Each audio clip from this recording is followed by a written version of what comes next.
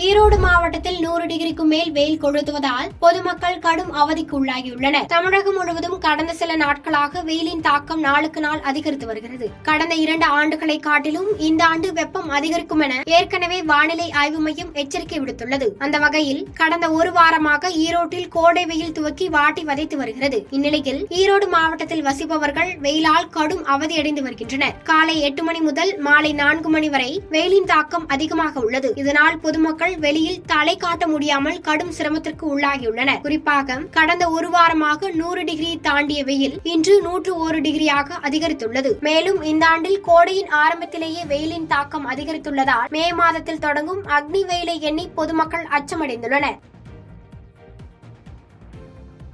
பாதகம் செய்பவரை கண்டால் நாம் பயங்கொள்ளலாகாது பாப்பா, மோதி மிதித்து விடு பாப்பா, அவர் முகத்தில் உமிழ்ந்து விடு பாப்பா. அண்மை செய்திகளை உடனுக்குடன் தெரிந்து கொள்ள இணைந்திருங்கள் இயம்நாடு தொலைக்காட்சியுடன்.